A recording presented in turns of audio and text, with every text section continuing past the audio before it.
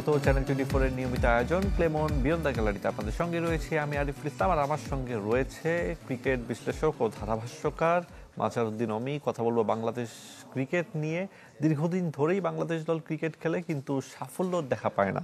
যেমনটা আমরা বলছিলাম যে দর্শকরা ত্যক্ত বিরক্ত হয়ে যায়, কবে মিলবে সাফল্য, ওই অর্থে কোনো ট্রফি নেই। গতকাল রাতেও ভারতীয় মেয়েরা বিশ্ব চ্যাম্পিয়ন হয়েছে। বাংলাদেশের দর্শকরা এই আনন্দ কবে পাবে? Tough question honestly. আর যেহেতু কোনো ট্রফি যদি আশা করতে হয়, সেটার জন্য কিন্তু প্ল্যান করতে হয় আরও আগে। নর্মালি আমরা এক্সপেক্ট করি যে এখনই সব রেজাল্ট পেয়ে যাব। এখন রেজাল্ট না পেলেও আমরা আবার হতাশ হয়ে যাই। আবার সামনে আগানোর জন্য যে প্ল্যান করতে হয়, সেটিও আমরা খুব একটা দেখি না, কারণ রেজাল্ট খারাপ হলেই আমরা আবার নতুন কিছু করতে যাই।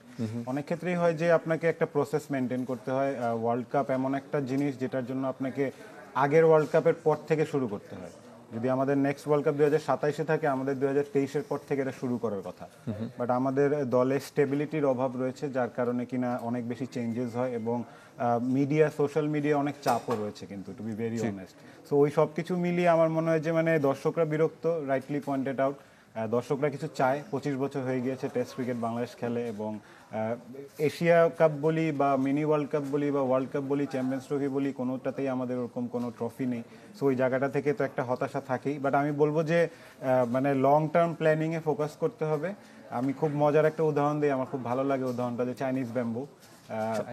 হ্যাঁ, মাটির নিচে আপনি যখন বীজ বপন করবেন, 5 বছর 3 মাসে ওটা অ্যারাউন্ড 60 ফিট লম্বা হয়, কিন্তু প্রথম 5 বছর আপনি কিছু দেখতে পারবেন না। আচ্ছা, পরের 3 মাসে গিয়ে it shoots up to 60 feet 70 feet long. তো প্রথম 5 বছর যখন কিছু দেখবেন না, তখন হতাশ হওয়ার কিছু নাই।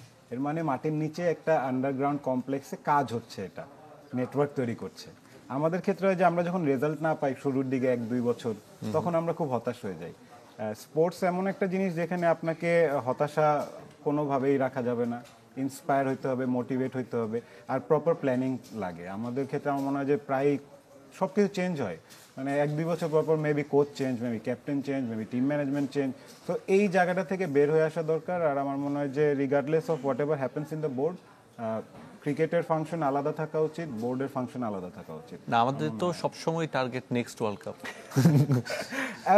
এক হিসাবে তো আমরা বলি ওয়ার্ল্ড কাপ, কিন্তু অ্যাকচুয়ালি আমাদের টার্গেটটা কি থাকে? ওয়ার্ল্ড কাপ তো বুঝলাম, কিন্তু আমাদের টার্গেট কি সেমিফাইনাল যাওয়া থাকে, নাকি ফাইনাল যাওয়া থাকে, নাকি আমাদের সেকেন্ড রাউন্ড যেতে পারলে আমরা হ্যাপি থাকি? আমাদের টার্গেটটাও জানানো দরকার, যে we want to achieve this in this particular world cup. ওটার জন্য আমাদের এইভাবে কাজ করতে হবে। এখন আমরা 10টা টিমের মধ্যে যদি 7 নাম্বার হয়ে ওটা নিয়ে প্রাউড ফিল করি, দেন ইটস আমাদের মিডিওক্রিটির মধ্যে ভুগছি আমরা এক্সিলেন্সের দিকে যাচ্ছি না। সেক্ষেত্রে আপনার কি মনে হয় যে সামনে যে বৈশ্বিক ইভেন্টগুলো আছে, এখানে আসলে আমাদের বাস্তবতা কোথায়, এটা বলে নেয় ভালো, কিংবা আমরা তারপরেরগুলো টার্গেট করতে পারি কিনা, আমরা একটু লম্বা সময় নিতে পারি কিনা? ধরেন আরো 5-6 বছর পরের যে টুর্নামেন্টগুলো আছে, এইসব নিয়ে না ভেবে যতটুকু ভালো করা যায়, এটা হয় নাকি এটাও আসলে ব্যাকফায়ার করে? না, দেখেন, আপনার কোনো কিছুরই লং টার্ম প্ল্যানিং ছাড়া কিন্তু আপনি আগাতে পারবেন না। আপনি একটা নিজের জন্য যদি গোল করেন, আপনি কিন্তু আজকে যদি গোলটার জন্য ভাবেন, আজকে তো সেটা অ্যাচিভ করতে পারবেন না, আপনার 2 বছর 3 বছর লাগবে। আমরা টেস্টের ক্যাপ্টেন্সিতে দেখেছি শান্তকে ক্যাপ্টেন্সি দেওয়া হয়েছে 2027 পর্যন্ত, উইচ মিনস একটা বড় সাইকেল দেওয়া হয়েছে তাকে, যে এই সময়ের মধ্যে তুমি নিজের দলকে কিভাবে ইমপ্রুভ করবা। But at the same time আমার মনে হয় যে দলের পাশাপাশি টিম ম্যানেজমেন্টকেও অভয় দিতে হবে ক্যাপ্টেনকে। ক্যাপ্টেন কিভাবে চাচ্ছে, দলটা কিভাবে চাচ্ছে, যেভাবে গঠিত হতে চায়, আমরা কি টাইপের দল, এটাও জানার দরকার। কিন্তু আমরা ওয়ানডে ক্রিকেট খেলি বা টি20 ক্রিকেট খেলি, আমরা অ্যাকচুয়ালি জানি না আমাদের স্টাইল অফ ক্রিকেটটা কি। আমরা অনেক সময় 6 নিয়ে কথা বলি অনেক, যে ছক্কা মারা দরকার, ছক্কা মারতে পারছে না, জুলিয়ান উড আসলো, ছক্কা শিখায় গেল।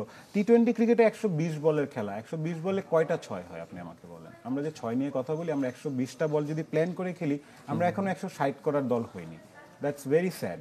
সো আমরা 170-80 কিভাবে করব, এটা আমাদের জানা দরকার। আমাদের সব হার্ড হিটার যে লাগবে তা না, কিছু গেম সেন্স অ্যাপ্লাই করা দরকার রয়েছে। আমাদের রেসপন্সিবিলিটি নেওয়ার মতো লোক কম, এটা খুবই দুঃখজনক ব্যাপার, কারণ একটা ভ্যাকিউম হয়েছে 4-5 জন সিনিয়র প্লেয়ার যাওয়ার পরে। অবভিয়াসলি সময় লাগে, বাট স্টিল এখনো দলে 4-5 জন প্লেয়ার আছে যারা 7-8 বছর ক্রিকেট খেলে ফেলেছে।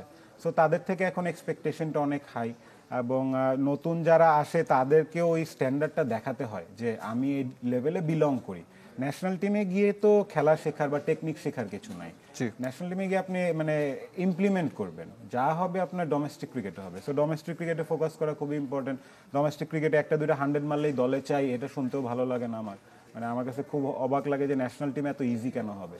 ন্যাশনাল টিম খেলা মানে হবে যে সে রানের পর রান করে মরে যাবে, তারপরেও তাকে নেওয়া হচ্ছে না কেন, এটার জন্য তার ভিতর কষ্ট থাকবে, আরও বেশি রান করবে, যেটা ইন্ডিয়াতে আমরা দেখি, অস্ট্রেলিয়াতে দেখি। আমাদের এই হাঙ্গারনেসটা বড় করা দরকার, আমাদের মানে লেভেলটা আর একটু আপ করা দরকার। এজ টেস্ট প্লেইং নেশন আমরা এখন খুব অল্পতে খুশি। যে আপনার কথা শুনে মনে হলো যেটা বললেন যে দলে চাই, সাব্বির রহমানকে হুট করে দলে চাই, কেন দলে চাই, তিনি কি করেছেন? তিনি এনসিএল টি-20 বলেন সেখানে তিনি ভালো করতে পারেননি, কোনো কিছু তো তিনি করে আসেননি, তো হুট করে এই ধরনের আলোচনা কেন? দেখেন, একটা মিউজিক্যাল চেয়ারের মতো ন্যাশনাল টিমের কিছু প্লেস আছে যেখানে দেখবেন যে টার্গেট করা হয় 2-3 জনকে, যে তাকে প্রথমে দলে আনার জন্য টার্গেট করা হয়, তাকে দলে চাই, তারপর যখন তিনি খারাপ করবে তাকে কেন বাদ দেওয়া হচ্ছে না এটা নিয়ে কথা হয়। রাদার 1-2 জন আসলে তো দল চেঞ্জ হয়ে যাবে না। আপনার দলের কালচারটা কি এটা আগে বুঝতে হবে। একজন প্লেয়ার যদি পারফর্ম না করে দলে ঢোকে, এর মানে হচ্ছে যে হি নোজ যে তিনি আবার 1 বছর পর ঠিকই দলে ঢুকবেন। বাদ পড়েছেন, ঠিক আছে, সমস্যা নেই, ও তো আবার খারাপ খেলবে, খারাপ খেলে তো আমাকেই নিবে, আর তো কেউ নাই।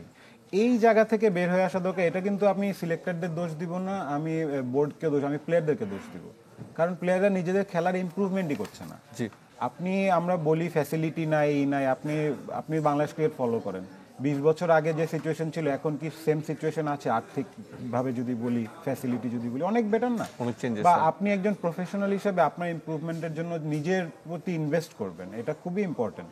ওই জায়গায় আমরা এটা খুব কম দেখি, আমাদের লেভেল অফ এডুকেশন কম, আমরা পড়ালেখা কম করি, ক্রিকেট নিয়ে পড়ালেখা। যেটা আপনি দেখবেন আমাদের দেশের কয়টা প্লেয়ার বই লিখেছে লাইফে? Not a single one, I don't think so. মনে হয় 1-2টা হবে। আপনি ইংল্যান্ডে গিয়ে দেখেন রানিং প্লেয়াররা বই লিখছে, ওইটার মধ্যে তারা তাদের দর্শনটা তুলে ধরে। এটা কিন্তু বই লেখা মানে আপনি কবি হয়ে গেলেন তা না, কিন্তু আপনি আপনার থিঙ্কিং লেভেলটা বইয়ে দিলেন, ওটা হয়তো আপনার দলিল হয়ে থাকলো, বা ভবিষ্যতে একটা ইয়াং প্লেয়ার পড়ে শিখতে পারবো অনেক কিছু। আমাদের ওই লেভেল অফ এডুকেশন নাই, আমরা শর্ট টার্ম গ্লোরির দিকে বেশি থাকি। আমরা এখন একটা কিছু হয়ে গেলে উই আর হ্যাপি, বাট আমি আশা করবো যে যেহেতু নতুন বোর্ড এসেছেন, তারা ওই রুট লেভেলে কাজ করছে, so I hope it change. আমাদের সঙ্গে একজন দর্শক রয়েছেন, আমরা তার কাছে যাচ্ছি। দর্শক, আপনার নাম পরিচয় জানিয়ে কোনো প্রশ্ন কিংবা মতামত থাকলে অবশ্যই জানাতে পারেন। জি জি, আমার নাম কবির, আমি কুষ্টিয়া থেকে বলছি। জি। ও জাকের আলী বারবার ন্যাশনাল টিমে ব্যর্থ হয়েও কেন বারবার টিমে জায়গা পাচ্ছে? পরিষ্কার প্রশ্ন। ওয়েল, এখন পারফর্ম না করলে তো কোয়েশ্চেন আসবে, বাট উনি কিন্তু যখন দলে ঢুকেছে পারফর্ম করেছেন। আচ্ছা, দলে যখন ঢুকেছেন টেস্ট খেলেছেন, 50 করেছেন, ওয়ানডে খেলেছেন, 50 করেছেন, ওয়েস্ট ইন্ডিজে রিসেন্টলি, খুব বেশি দিন আগেও না, ওখানে গিয়ে রান করেছেন। এখন তার খেলার ধরন নিয়ে অনেকে কোয়েশ্চেন যাচ্ছে, যে যার কারণে তাকে অনেকে পছন্দ হচ্ছে না, অ্যান্ড ইটস টোটালি ফেয়ার। আমার মনে হচ্ছে যে এখন টাইম এসেছে যে জাকের আলীকে নিয়ে চিন্তা করার। শুধু জাকের আপনি আলী তো না, ধরেন মাঠে থাকেন, তো মাঠে থাকেন, হয়তো কথাও হয়, ঠিক আছে, সে লেগ সাইডে কেন খেলে? এটা হচ্ছে একদম সাধারণের প্রশ্ন। টু বি ভেরি অনেস্ট, মানে এটা এত টেকনিক্যাল কথা আমি কথা বলি না মানে প্লেয়ারদের সাথে। হ্যাঁ, এখন তার খেলা দেখে মনে হচ্ছে যে অফের বল টেনে লেগে খেলছেন, কেন এটা অফে খেলতে পারতেন। এই ইমপ্রুভমেন্ট গুলোই তো আপনি মানে অফ সিজনে আপনি কাজ করবেন। আপনি মাঠের মাঝখানে কোনটা খেলবেন যেটা আপনি 100% শিওর, নাহলে আপনি ওই শট খেলবেন না। প্লেয়াররা প্র্যাকটিস কেন ঘন্টার পর ঘন্টা বেশি করে? কারণ ওই জিনিসটার প্রতি যাতে তিনি রপ্ত করতে পারে। এখন আমাদের জাকের আলীর কথাই ধরি, যে উনি যেটা অন সাইডে টানছে, যদি উনি 10টার মধ্যে 9টা লাগাতে পারতেন তাহলে কেউ কোনো কোয়েশ্চেনই করতো না, কিন্তু 10টার মধ্যে 1টা লাগছে, 9টা লাগছে না, এর জন্যই কোয়েশ্চেন হচ্ছে। সো এটা তার কাজ করার জায়গা, এটা খুবই দৃষ্টিকটু দেখা যায়। একজন ইন্টারন্যাশনাল প্লেয়ার যখন এভাবে তাকে আমরা ফিনিশারের রোল হিসেবে দিচ্ছি, বা বলা হচ্ছে যে তিনি শেষের দিকে দ্রুত কিছু রান করতে পারে, একদিন 2 দিন ব্যাড ডে হতে পারে, বাট যখন এটা কনসিস্টেন্টলি ব্যাড ডে হবে, it means you need to work on your skill. আপনার নিজের মানসিক ভারসাম্য নিয়েও কাজ করা জরুরি, যে যখন কিছু না হয় তখন জোর করে না করে নতুনভাবে কিভাবে করা যায় সেটার ওয়েও বের করা। কারণ এটা টিম গেম, আলটিমেটলি এটা তো ইন্ডিভিজুয়াল স্পোর্ট না যে আপনি একা গিয়ে একাই খেলা ঘুরিয়ে দিচ্ছেন। আপনার খেলার সাথে সাথে অন্য 10 জনের খেলারও ডিপেন্ড করে। সো দলের জন্য কিভাবে খেলবেন এটা খুবই ইম্পর্টেন্ট। আমরা আবারও ফিরবো, তবে তার আগে একটা ছোট্ট বিরতি নিচ্ছি। ক্লেমন বিয়ন্ড দ্য গ্যালারিতে, কোথাও যাবেন না, সঙ্গেই থাকুন। বিয়ন্ড দ্য গ্যালারিতে আপনাদের সঙ্গে আছি আমি আরিফুল ইসলাম, আর আমার সঙ্গে রয়েছেন ক্রিকেট বিশ্লেষক ও ধারাভাষ্যকার মাজহারউদ্দিন অমি। আজ বিসিবি সভা, অনেকগুলো বিষয় নিয়ে আলোচনা হবে। বিপিএল তার মধ্যে অন্যতম, যে বিপিএল এত বছর এসেও কোনো বিতর্ক এড়াতে পারেনি। এখন পর্যন্ত কোনো কিছু ঠিক না, প্লেয়ার্স ড্রাফট কিভাবে হবে, তারপরে যে কেউ বলছে নিলাম বেটার। তো এই যে কোনো ক্রাইটেরিয়া সেট নেই, এটার কারণ কি, বা কি হতে যাচ্ছে এটার ভবিষ্যৎ? এইবারটা একটু চ্যালেঞ্জ কেন? কারণ আপনার বোর্ড চেঞ্জ হয়েছে 2 বার, মানে রিসেন্টলি অনেক সিচুয়েশন হয়েছে, আগের টিমগুলো নাই, ফ্র্যাঞ্চাইজগুলো নতুন করে আবার তাদেরকে ডাকা হচ্ছে। তারপরে ভালো অর্গানাইজেশন কোনগুলো রয়েছে এগুলোও দেখা খুবই জরুরি। সবচেয়ে স্যাডেস্ট পার্ট হচ্ছে যে it's been over 10-12 years now BPL launch হওয়ার পরে, যেটা প্রবলেম হয়েছে যে এটা একটা ব্র্যান্ড ক্রিয়েট হয় নাই, যে প্রত্যেকটা ফ্র্যাঞ্চাইজিগুলো যে এক একটা ইনভেস্টমেন্টের রিটার্ন পাবে সেটা এখনো তৈরি হয় নাই। সো এখনো যারা টাকা ঢালতে চায় তারা ভয় পায় যে আমি যে টাকাটা ঢালবো এটা রিটার্ন কি পাবো। ঠিক আছে, 2 বছর 3 বছর আমি ইনভেস্ট করলাম, 4 বছর ইনভেস্ট করলাম, বাট একটা সময় গিয়ে তো ব্রেক ইভেন হবে, তারপর আমি রিটার্ন পাওয়া শুরু করব। এর জন্য কিন্তু মেইনলি ফ্র্যাঞ্চাইজিগুলো নেওয়া। যখন আইপিএল এর শুরুর দিকে নিলাম হয় তখন এক একটা ফ্র্যাঞ্চাইজি ভ্যালু ছিল 200 কোটি, 300 কোটি, 400 কোটি টাকা, এখন ওগুলোর 2000, 3000, 5000 কোটি টাকা value. So over the years এটাই তো সবাই এক্সপেক্ট করে। আমাদের দেশে এই জায়গাটার থেকে আমার মনে হয় যে বড় অর্গানাইজেশনগুলো, কোম্পানিগুলোর আসা জরুরি এবং তাদেরকে সেই অভয়টা দেওয়া জরুরি যে এখানে একটা কর্পোরেট স্টাইল চলে। It's not just a government organisation, যে সরকারি অফিসের মতো না যে জিনিসপত্র লেংদি না, এখানে খুব ফাস্ট ট্র্যাক ওয়েতে কাজ চলে এবং আপনারা আপনাদের ইনভেস্টমেন্টের রিটার্নটা পাবেন। স্পোর্টস হলেও এটা কিন্তু একটা বাণিজ্য তাদের কাছে যারা এটা ইনভেস্ট করবে। তো ওই জায়গাটা থেকে যখন প্রফেশনালিজমটা খুব ভালো হবে তখনই গিয়ে আমার মনে হচ্ছে যে বিপিএলটা সাকসেসফুল হবে। একটা স্পেসিফিক উইন্ডো থাকা খুবই ইম্পর্টেন্ট, যে এই সময় খেলাটা হয়, একটা স্লট থাকা খুবই জরুরি। একটা সময় বিপিএল খুব ভালো একটা জায়গায় ছিল, সেটা ধীরে ধীরে কমে এসেছে কারণ অনেক কিছুতেই প্রফেশনালিজমের অভাব রয়েছিল, যার কারণে এটা হয়নি, হয়ে ওঠেনি। বাট আমি চাবো যে অ্যাটলিস্ট 2-3টা জিনিস যেন হয়, যেমন মানে ডিভিশন বেস যাতে জিনিসটা তৈরি করতে পারে। যেমন খুলনা, যাতে খুলনারই একজন ওনার হয় যার ভিতর থেকে একটা ফিলিং আসে যে না আমি খুলনাকে রিপ্রেজেন্ট করি, বা অ্যাটলিস্ট খুলনাকে তুলে ধরার মতো একজন কেউ থাকা দরকার শহরটাকে বা ডিভিশনটাকে, যাতে ওই দেশের ওই শহরের প্লেয়ারগুলোও যাতে উন্নতি লাভ করে। এমনি কি তুলনামূলক মনে হচ্ছে যে আপনার আগের দিনগুলোই ভালো ছিল যখন আপনি সাংবাদিকতা করতেন, মানে বিপিএলটা তখন বেটার ছিল নাকি? দেখেন, তখনকার কনটেক্সটে তো বেটার মনে হতো তখন, কিন্তু আমি যদি এখন আবার ফিরে তাকাই আমি তো চাবো যে এটা আইপিএল এর সাথে কম্পিট করুক, আমি তো চাবো এটা আইএল টি20-র সাথে কম্পিট করুক। এখন কোনোটার সাথে আমি কম্পিটিশনে রাখতে পারছি না বিপিএলকে, বিকজ অফ ভেরিয়াস রিজনস। আপনার প্লেয়ার পেমেন্ট নিয়ে কোশ্চেন ওঠে, এটা খুবই স্যাডেস্ট পার্ট। আর যাই হোক, প্লেয়ারদের পেমেন্ট নিয়ে যাতে কখনো কথা না হয়, তাহলে ওই দেশের রেপুটেশনটা খারাপ হয়। আপনার হয়তো খেলার মান কম বেশ হইতে পারে, কিন্তু আপনার এই প্রফেশনালিজমের জায়গাটায় 100% মেক শিওর করা খুবই জরুরি। যখন আমি শুনি প্লেয়াররা পেমেন্ট পায় না, কোচরা পেমেন্ট পায় না, দ্যাট ইজ ভেরি স্যাড। এই জায়গাটা মেক শিওর করা খুবই ইম্পর্টেন্ট, এবং একবার করে ফেললেই তো হয়ে গেল না। আমার মনে হয় যে ওটা ভালোভাবে করাটা খুব জরুরি, যেহেতু এটা প্রতি বছর হয়, এটা একটা ফ্র্যাঞ্চাইজ লিগ। সো ওই জায়গাটা থেকে আমার মনে হচ্ছে যে আমাদের বসে আমার মনে হয় যে আরো স্থির হয়ে জিনিসটা প্ল্যানিং করা উচিত, রাদার দেন তাড়াহুড়া না করে। একটা দলকে যদি দিবেন 3-4-5 বছরের জন্য দেন, এবং তার কাছ থেকেও জিজ্ঞেস করেন যে আপনার ভিশনটা কি, আপনি কেন টিম নিতে চান। আমরা দেখি কলকাতা নাইট রাইডার্স বলেন বা চেন্নাই সুপার কিংস বলেন, তাদের চেন্নাইতে কিন্তু নিজেদের একাডেমি রয়েছে, তাদের ওইখানকার লোকাল ক্রিকেটকে ইমপ্রুভ করার জন্য কিন্তু অনেক রকম পদক্ষেপ তারা সারা বছর নেয়। স্কাউটিং করে, তাদের মাঠ রয়েছে, তাদের ফ্যাসিলিটিস রয়েছে।